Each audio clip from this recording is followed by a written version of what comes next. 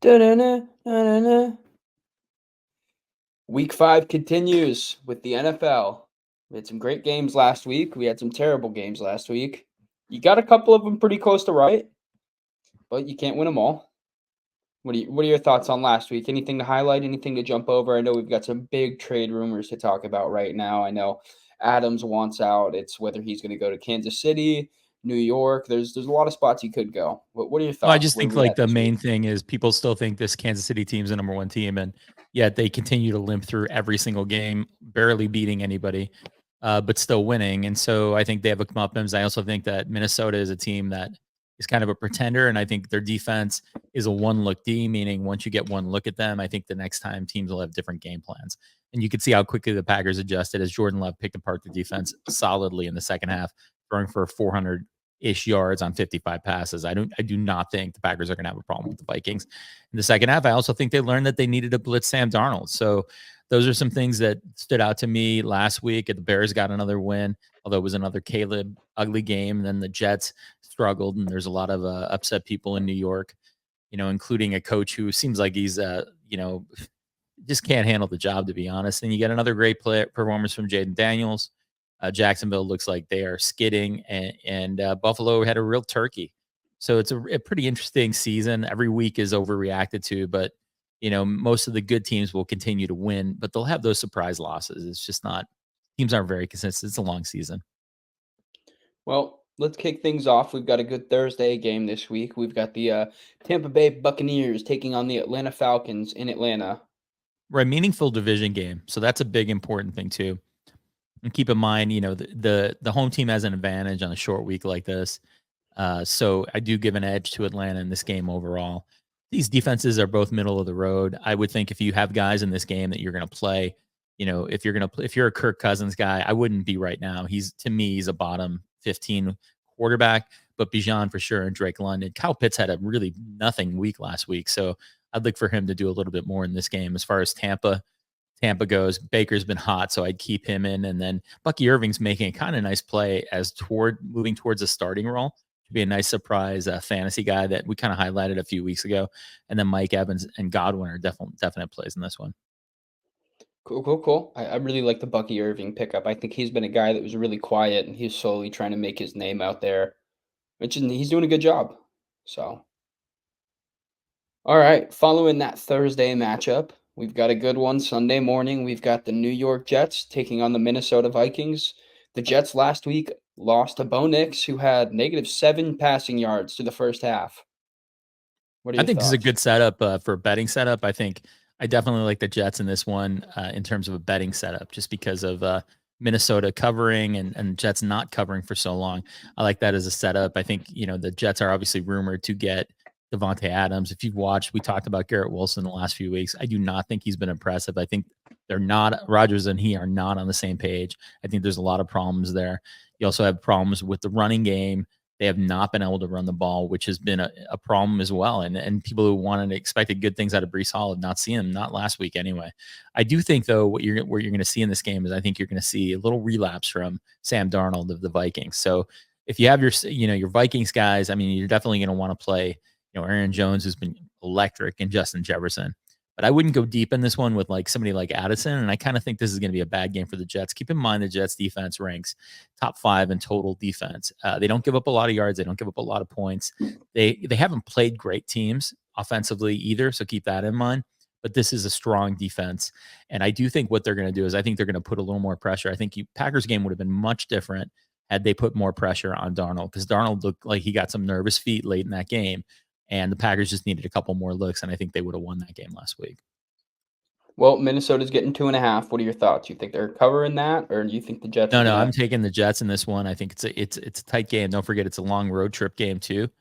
And so that's a tough battle for them. I think in terms of the Jets guys, I would not play any of these Jets starters this week. I think it's going to be a low scoring game. I'm going to go Jets 20-17 and what's going to be considered an upset. But I mean, the line's small really for as well as Minnesota's playing.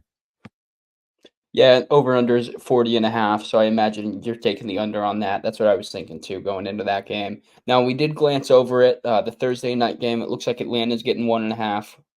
What do you think? I take the points for the home team. I take And then Atlanta plus the points. over under is 43.5. I think it's going to be right on the line. Tough wager. Following that shootout of old quarterbacks, we've got the Carolina Panthers taking on the Chicago Bears in Chicago. Andy Dalton doesn't look bad out there. It looks a lot better than Bryce Young. Caleb still looks terrible, I think, and I don't think Swift is. I think he did show up a little bit last game, but he's still not doing enough. He's not doing what he should be doing.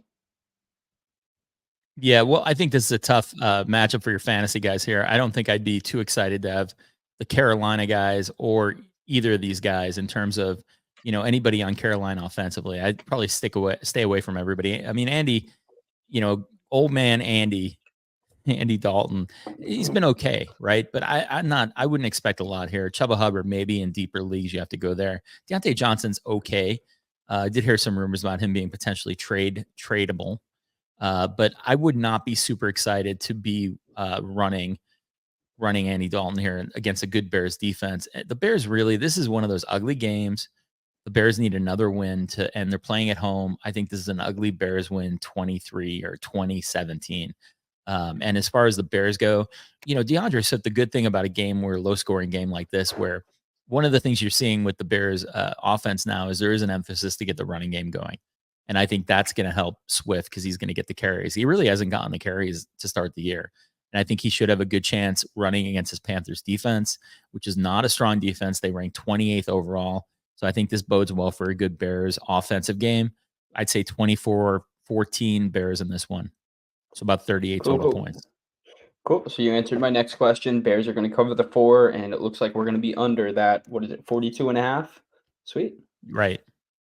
Following that game in Chicago, we have the Baltimore Ravens taking on the Cincinnati Bengals in Cincinnati. Joe Burrow ekes out his first win last week. What are your thoughts on this game? Well, this is a great game. This is one of the better games of the weekend. I mean, it is for the morning games. You don't always get these games highlighted in the morning, but this one's a top-notch game. And really, the team that needs to win more here is Cincinnati, playing at home. I do expect this to be a fairly high-scoring affair, though. Baltimore has a great defense and has played very well. I do think that Cincinnati will score points. Their wide receiver core looks very good. Joe Burrow's looked pretty good. He's kind of getting a lot of flack for the team not winning, but I really think that's byproduct of shitty organization, which I do believe the Bengals are, and they have proven over years to be that. You have two top-notch wide receivers. Zach Moss has been okay. That's maybe somebody against this Ravens vaunted run defense I'd probably stay away from. Of course, in Baltimore, I definitely play Lamar. Derrick Henry, just amazing last week, outpacing guys. If we said his tires were blown, maybe we were wrong because he looked amazing, out sprinting defensive backs. But then again, if you're a defensive back who weighs maybe 200, would you want to be wrapping Derrick Henry running about a 4.340 downhill? I don't think so. I would probably go with Jackson, Derrick Henry, Zay Flowers in this one. And then the tight ends are really a nightmare for fantasy guys. I mean, are you going with Likely or Mark Andrews? I don't know, but I see Mark Andrews on waiver wires. He's getting dumped in a lot of leagues just because it's getting really frustrating. I know that John Harbaugh said something about getting Andrews some catches in an upcoming game. That usually does happen when a coach emphasizes that. So if you're undecided on that, I'd probably go with Andrews in this one. All right. Well, Baltimore's getting 2.5 in this game. What are your thoughts? You think they're going to cover? I think the way that the NFL football gods want this, I think Cincinnati's going to come up with some kind of ugly win here. I think it's going to be a really tight battle, 27-24, slightly going over, with Cincinnati pulling out and taking this one. You think it's just going to eke right over that over 49.5 too. So cool. Sounds like we got those in there.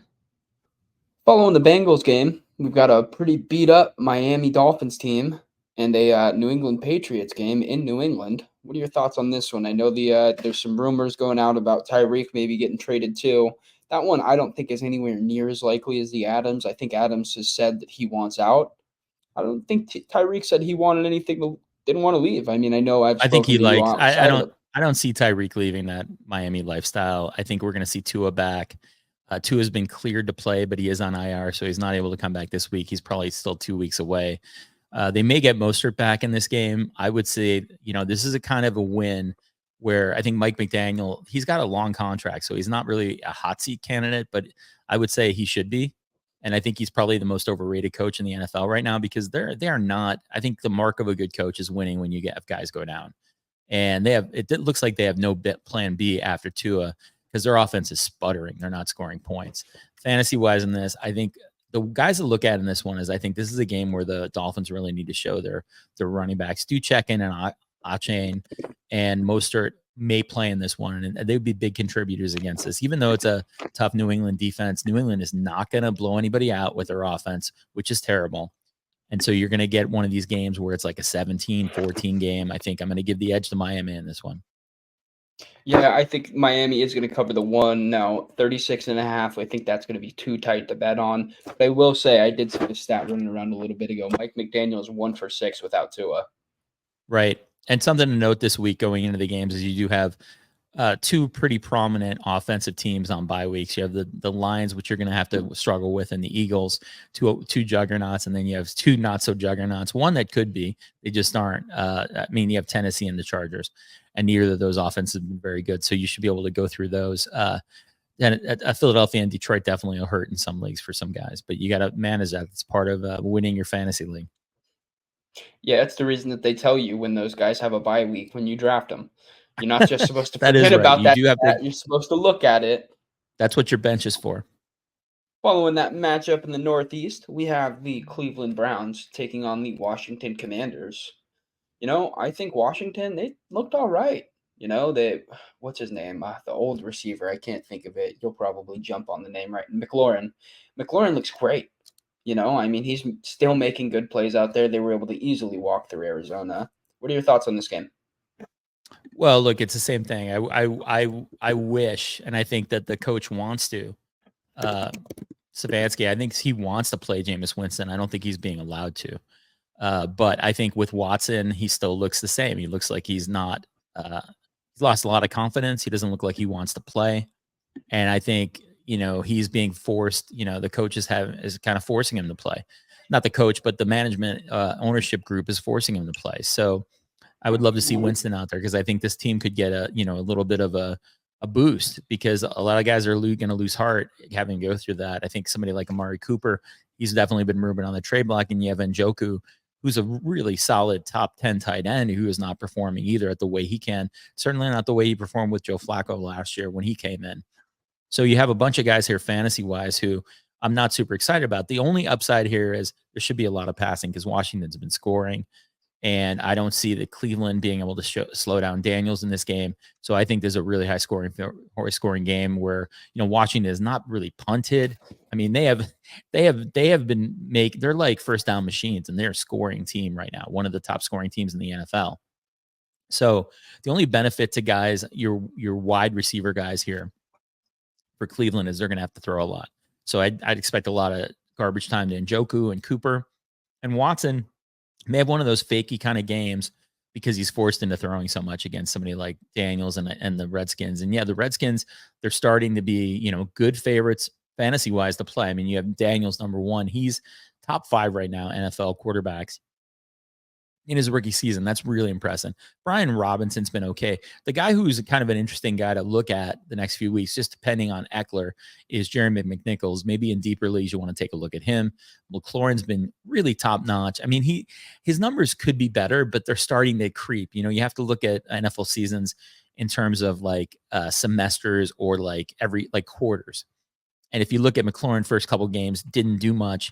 Washington was running a lot. Jaden Daniels had a lot of running opportunities in those early games. Now he's starting to open up the passing game, and you're seeing McLaurin really creep and his numbers creep up. And I think you're going to see that again. McLaurin to me will be a top 15 to 20 wide receiver by the end of the year. And you have Zach Ertz playing really well. Those are the guys I'd consider.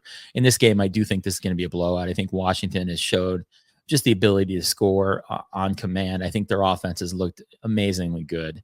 And they're calling just the right plays that Jaden Daniels is comfortable with. I see like this is a 35-21 for Washington winning going away. Yeah, the Browns need to make sure that they don't lose that locker room because the second you lose that locker room, it's so hard to get it back under control again. And they may have a running.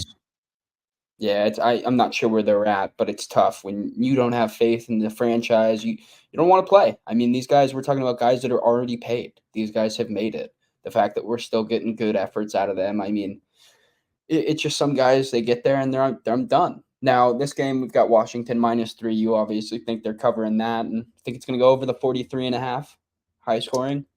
Yeah, I do. Cool. Washington almost covered that alone in their last game against the Cardinals. All right, following what's likely going to be a blowout, we have the Indianapolis Colts with no Anthony Richardson. I think he's still out against the Jacksonville Jaguars. It's going to be it's a weird game. What are your thoughts on this one? Well, you definitely need to check in on Richardson here. I think Joe Flacco presents some interesting. He's interesting if he gets in the game because he is productive when he plays. He manages to do Joe Flacco stuff, which means it might be a two touchdowns, two interception game. I mean, that's kind of how Flacco plays, but he makes some really big throws at times. So just keep an eye out for that. I definitely think Jacksonville is a team that's on the ropes. They played a little bit better, but made a bunch of lackadaisical plays late in the game to not convert and win that game last week against Houston, which they certainly could have.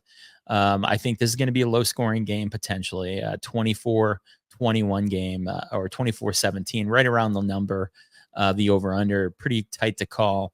But I definitely think here, this is a game where it's an either way toss up game. I think Jacksonville could eke out this win being at home. And I think Indianapolis, with the injuries they have at quarterback, and if Flacco comes in, I definitely don't think you get the same looks with Flacco that you get with Richardson. Yeah, I agree, but here's the thing with Flacco. I mean, we're talking about a guy that's been in the league for 17, 15 plus years. I mean, he wouldn't have a contract if he wasn't still able to do it. Right. And, these Jacksonville guys, they do have talent on offense, though. I mean, Trevor Lawrence played a little bit better last week. You still have Etienne, who's a good player. Thomas and Kirk are good wide receiver core, and Ingram was one of the top, probably top 10, 12 tight ends in the league. So definitely some talent here. They're just not putting it together right now. Now, I didn't hear you. Is Jacksonville going to cover the 3? Yeah, I think it's going to be a narrow game. I think I'm looking for Jacksonville to get a win here, 24-21. Okay, perfect. Sweet, sweet, sweet. So then we're going to be right under that, over that 46.5 number. Probably something you wouldn't want to touch, I'd imagine.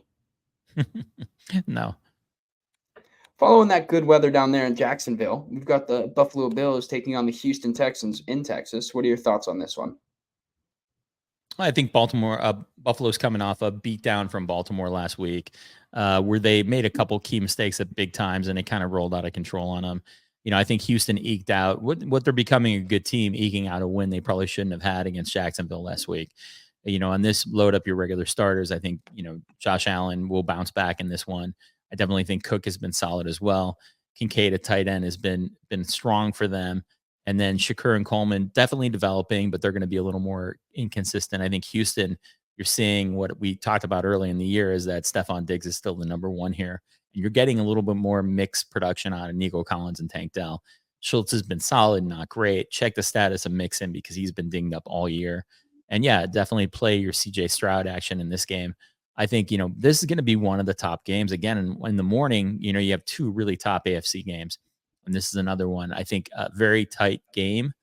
I'm going to favor slightly Buffalo in this one in what I think is a tough game. And by the way, you have home dogs in this one.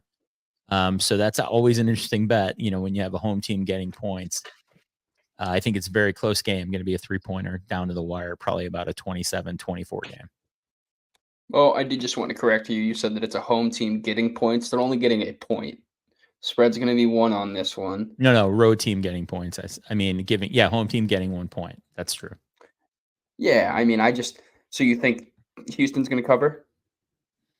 No, I think Buffalo is going to cover this game. I think Buffalo is going to come up with the win. I think Houston's at that point where they're kind of reaching like their peak of role, and usually that happens to teams. It's kind of like they've been winning too many and kind of just they barely eked out the last one, and you kind of get to their peak of momentum. And I kind of see that, Buffalo kind of reset their momentum with kind of a bad loss last week. And it does go, if you watch these games, they do go in flows like that. And I think if any, it's going to flow anyone which way. Again, it's going to flow back in Buffalo's favor because Houston's probably playing out the eke of their momentum at this point. Following that, we have the Las Vegas Raiders, who might be losing Davante Adams. I don't know. Will that happen this quick? Taking on the Denver Broncos with Bo Nix, who had -7 yards in the first half last week. So weird game. Well, I don't think you get a trade like that this week. Devontae is working on his hamstring injury, which that looks a little more suspect now because if you get a guy that's going to be traded, and he's going to be traded, you kind of look at the injuries and you say, okay, is that really something, or is that just another thing? And a lot of times, what happens if the guy's on the block, they pull him off the field because they don't want it getting aggravated. And I think that, the team that's the biggest or the most likely suitor, which is the Jets right now. I guess there was rumors the Cowboys were in it. Those seems like the only team. The only problem for Davante Adams is if he goes to the Jets, how long is Rodgers going to play? So that's the question mark. But yeah, that's the excitement surrounding this one. I think as far as for fantasy owners, the excitement isn't there at all. The guy who you may want to look at here, tight end wise, certainly Brock Bowers has been really strong. He's had a nice start to his year, but in terms of Denver, this is going to be like a 17-13 game. You look at the over under 35, not going to be a lot of points in this one. I'd say stay away from your primary starters. If you did pick up Bowers, he's definitely somebody you'll want to take a look at in this one. But otherwise, I think this one's going to be I think again, for some reason, Vegas has a tendency to bring out a lot of bad vibes, and it did again. Max Crosby was out last week. He's one of their top players, and now you have Davante going. The team's in flux again, like it seems to always be. And I think you're going to get a Denver 17-13 kind of win in this one. All right, following that Broncos game, we've got the Arizona Cardinals taking on the San Francisco 49ers in San Francisco. Niners are getting 7. What are your thoughts? Niners giving 7 in this one. Sorry. Yeah, that's okay. Yeah, I think this is you were still waiting for Arizona. Arizona's that team. It seems like every year you're like waiting for them to get over some kind of like a hill, and they just seem to fail all the time, and it becomes like a losing team again.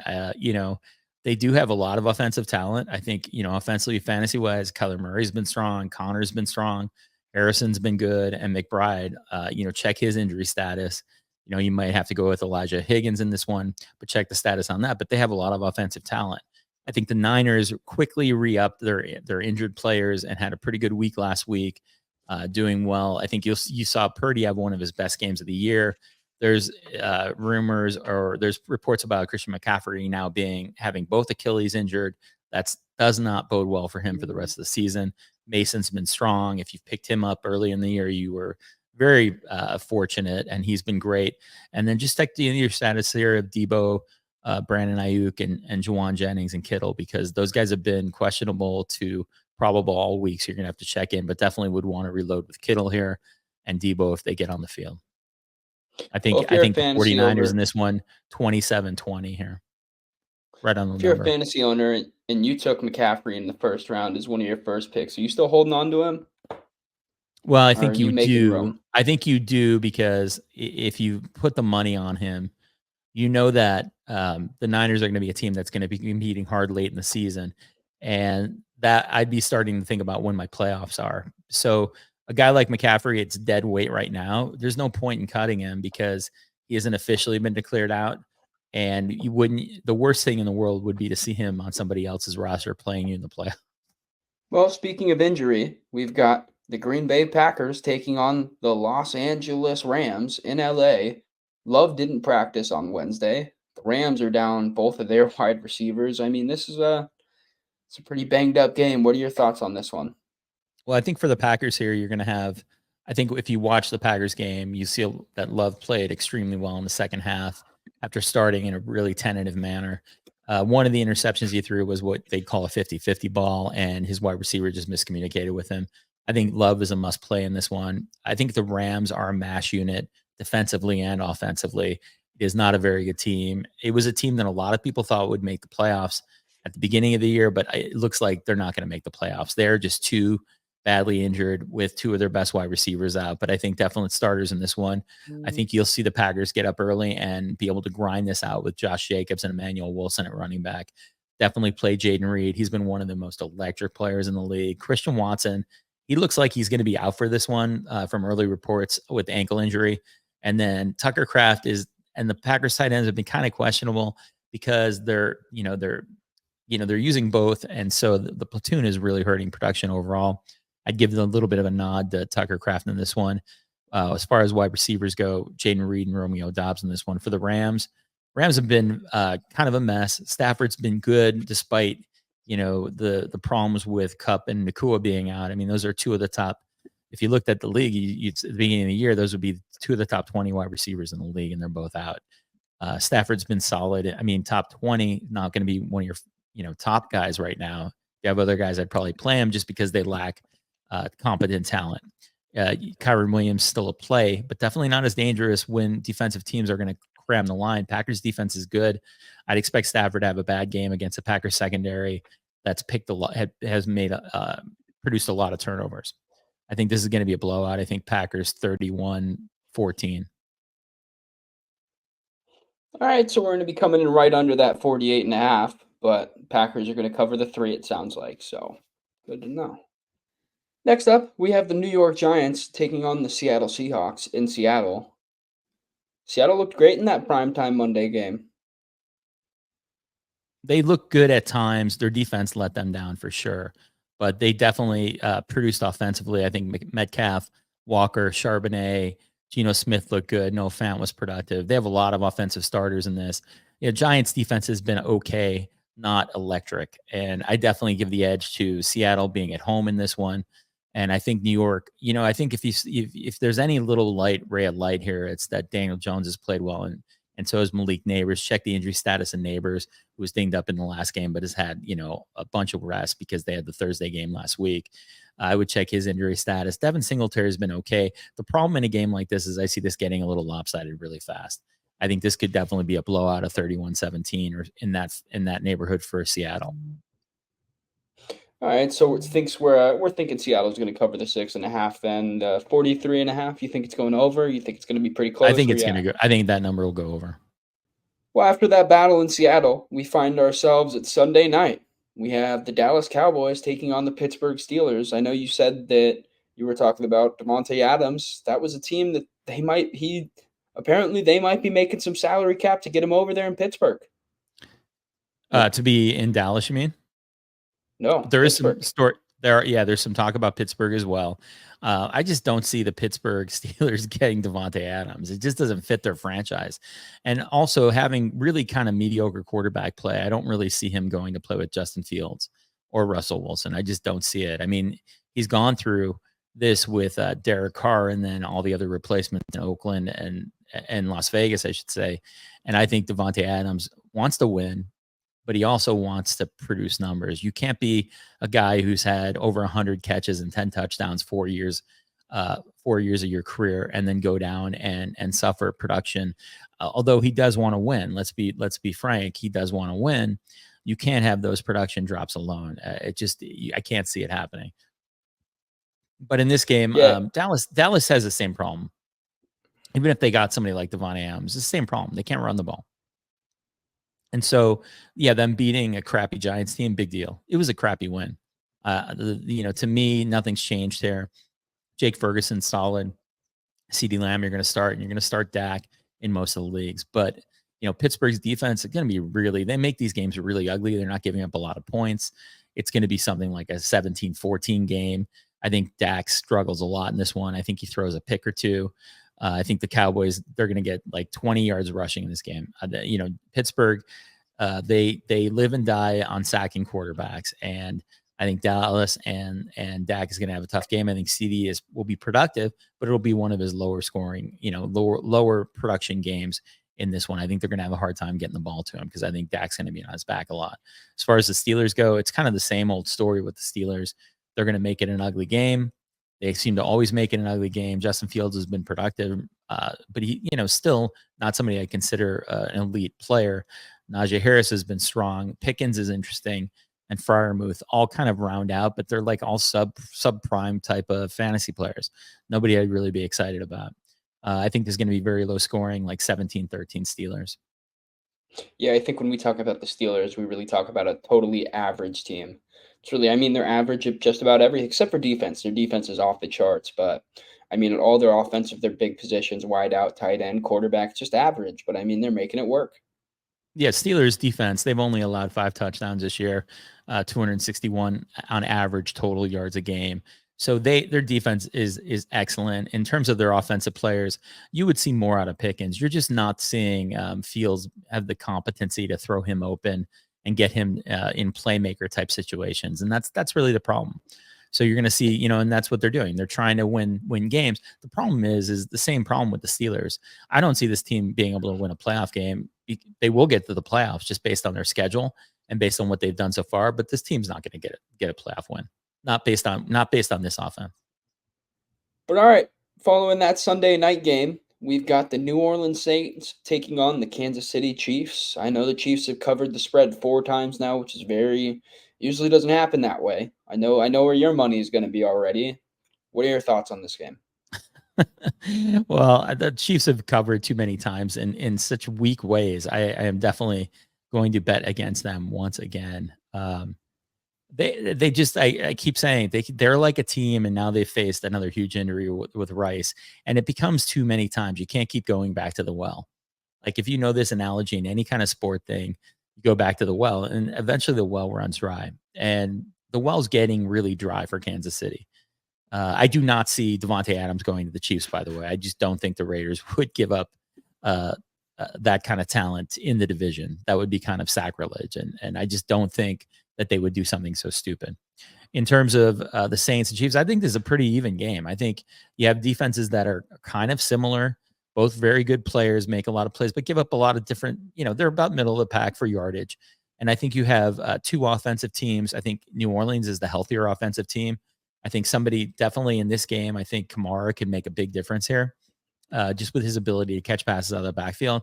And I think the comeuppance is coming right here. I think this is going to be the first loss of the year for the Chiefs, even though it's at home, which is really tough to scalp those guys at home. But in the Monday night game, we saw the Packers do it. I think it's possible. I think I'm going to pick the Saints to eke this one out by 7. Actually, Kansas City by 5 to me, 5.5 is free money, and I'd be all over that, and I will be. I think in terms of the Saints you want to play in this game, I think Derek Carr is iffy. I think he'd be probably, depending on who your front line is, he's been productive, but he's still going to have those Derek Carr moments. Kamara for sure. Olave's been excellent. Taysom Hill, check his injury status. In terms of the Chiefs, they're going to be relying more on different guys. I think you're going to see Kareem Hunt now. He probably was a hot pickup. It looks like Carson Steele, who's had some fumbling issues, goes back in the back of the pack now in the running back grouping between him and Samaje Perine. Perine looked good, but Kareem Hunt just came out and had a great game. He was averaging about 6 or 7 yards a carry last week and becomes looks like the frontline back right now. So going to vulture some touchdowns there. You still have Worthy, who's good. You have Watson, who has the drop problem, and Schuster, same thing with the drop problem. And then they have Sky Moore, who they're super disappointed, and they still have weapons. They're just not the same guys. It's not like Rashee Rice or Marquise Brown. And Rice looks like he's done for the year. So that's what you have to deal with. And then you have Kelsey at his first big game. I think if it bodes well for Kelsey. Because I even think you'll see a high target game for Kelsey. And I think it clears up a little bit of that early season nonsense with Kelsey. And I think, they were trying to distribute and open up the offense more earlier in the season. But I think now forced to, Kelsey is a bigger play in this one. But I do see the Saints eking this one out about 27-20. Perfect. Well, now my question is, if you're Davante Adams, where do you want to go? Because I wouldn't really want to be a Jet. I think the team that he wants to end up on is Kansas City. I know you said it's unlikely I would go for him to to end up if it there, were but me. Look, if it were me, I'd want to go to Kansas City. Sans, that you're in Kansas City. I mean, if I, what a surprise would be, a real curveball. I don't think they'd ever do it. But one of the things that's a little disappointing this year for me is when I watch the Chargers play. And part of it is because they have no weapons. Justin Herbert's a guy who's thrown for 5,000 yards. Wouldn't it be an awesome kind of like a 180 if Davante Adams lined up on the Chargers? I mean, talk about a team that would go from, now we're like, maybe they'll make the playoffs, to a team that could go. And nobody's talking about the Chargers. I'm not saying this is going to happen, but this is a team that needs a frontline wide receiver. And you have a frontline quarterback who can throw for 4,000 to 5,000 yards. So as a sleeper team, let's say the LA Chargers. Now, do I think they're going to do it? They could. They have a lot of young players. They have draft picks. We'll see if, somebody like Harbaugh, who doesn't have to win right now, would do a move like that. But it's a really interesting move. Yeah, I definitely agree. I think him to the Chargers. I'll say this: the Chargers have a week to think about it. They're not playing this week, so they sure do. They sure do, and Yeah, I they're think a team that's gonna be in playoff contention. If I'm Davante Adams, I'm not looking at Rodgers maybe who has maybe 1 year. Rodgers is a bad hit, let's be honest. He's a bad hit away from just retiring. And I mean, I don't want that to happen. I'm a huge Rodgers fan because I was a Packers fan my whole life. I don't want that to happen. But he's gonna look like sort of I look when I play tennis, which means I can go one day and be fresh, and then he needs the time off. You could see last week he looked like creaky. He's a 40-year-old man playing professional football with guys that are 23. I don't care if you're the quarterback. You still have to be able to scramble, move around, and take those hits and get up. It's hard.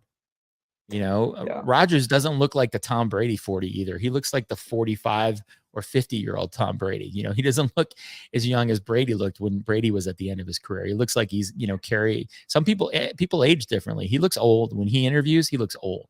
He looks like he's an old writer. Like he wrote like literary, novels. He wrote novels or something. He doesn't look like a quarterback anymore. He looks a little weathered. Yeah, I think that's probably something that Devontae is gonna take into account. I'd be surprised if he ends up on the Jets because he wants to go win. I mean, you look at the Jets with all their weapons, and they're not able to do anything. I mean, it's losing to the Broncos, and you wanna go to the Jets. That's all I gotta say. I don't think it's I don't think it's just the players though. I think it's their coach is inept. And I think if Rodgers is going to be there, Rodgers is going to be like, "Well, I'll handle it." But you know what? I wouldn't want to go to another team. I honestly, I think as I'm thinking about this now and as I said it, as we're doing this, the most interesting team that really needs him and he's a West Coast guy, you know, um, he's a Fresno State guy. He's a Bay Area, but LA is not far. He's in Vegas now. LA Chargers are really interesting, and no one's talked about it. Huh, well, I really like that take. Is there anything else we have for this week? It's been a great time here. We're glad that everyone could tune in. Anything Yeah, no, we're just else? out of the first quarter. There's a lot more to go in the NFL season. We still have 13, 14 weeks to go, at least 11 to 12, and and grind out those wins and keep picking up guys on the fantasy football waiver wire. You had some interesting pickups this week. It happens every week. The running backs are always.